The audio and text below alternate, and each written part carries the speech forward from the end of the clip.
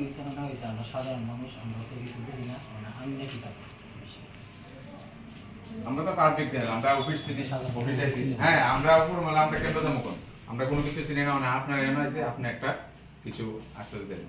আশ্বাস মানে আপনারা এখানে তো আমরা এই সেকশনে তো কোনো এইটার ব্যাপারে মানে আপনারা এটা দিয়েছেন, আমরা ফরওয়ার্ডিং দিয়ে হায়ার অথরিটির কাছে পাঠিয়ে দিচ্ছি। এখন হায়ার অথরিটির সাথে এটা যোগাযোগ করুন।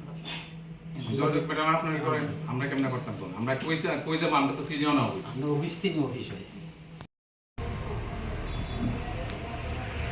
কি উদ্দেশ্যে আজকে আপনারা এমআই অফিসে আপনারা জড়ো হয়েছেন এখানে? এখানে আজকে জরুরি হওয়ার পেছনে একটি কারণ, যে নদী ভাঙ্গনের যে বোল্ডারের কাজ, এখানে আমরা গোলাবাড়িতে বোল্ডারের কাজ শুরু হওয়ার বোল্ডারের কাজ আগে টেন্ডার হয়েছে, কিন্তু এই 22 ঘর পরে, কিন্তু 22 ঘর পার্শ্ববর্তী গ্রাম 22 ঘরের কাজ আগে হইতেছে, আমরা এখানে কাজ হইতেছে। এর লাগিয়া গত এক সপ্তাহ আগে এখানে আমরা একটা লিখিত আকারে কাগজ জমা দিছি, তারা কোনো কিছু জানাইছে না। আজকে আবার জানতে পারছি যে কাজটা কী হয়েছে। ওখানে এই উদ্দেশ্যে আইলাম যে আমরা এখানে কাজটা হইতেছে না কেন, আর এই কাজটা যদি না হয় প্রায় 200 পরিবার এই নদী ভাঙ্গনের শিকার হয়েছে। এই 200 পরিবারের অবস্থা কি তুই যদি নদী ভাঙ্গে এইভাবে? গত বছর ভাঙছে না করিয়া প্রায় 10-15টা পরিবারের ঘর দরজা যা আছে সব কিছু ধুলিস্যাৎ করে লেছে নদী।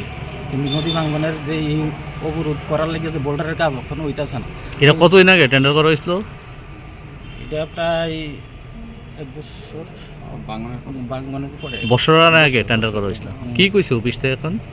অন্য অফিস থেকে হইতেছে, কইছে এটা কী কারণে হইতেছে না তারা কিছু জানে না। তা এইটার লাগে হায়ার অথরিটিতে যাইতেই বা আগরতলাতে যাওয়ার কথা। আমরা তো আগরতলার অফিস চিনি না, আমরা অফিস চিনি তেলিয়ামুড়ার অফিস আছে, আমরা তেলিয়ামুড়ার অফিসে আইছি। মানে তাই নিয়ে কইছি আপনি কোন, আমরা তো আগরতলা যাইতে পারতাম না, আমরা তো চিনি না। মানে আপনি আগরতলার সাথে যোগাযোগ করে আমরা জানান। মানে ম্যাডামে কইছে যে 1 সপ্তাহ অপেক্ষা করতাম, 1 সপ্তাহ পরে তাই নিয়ে যোগাযোগ করে জানাই।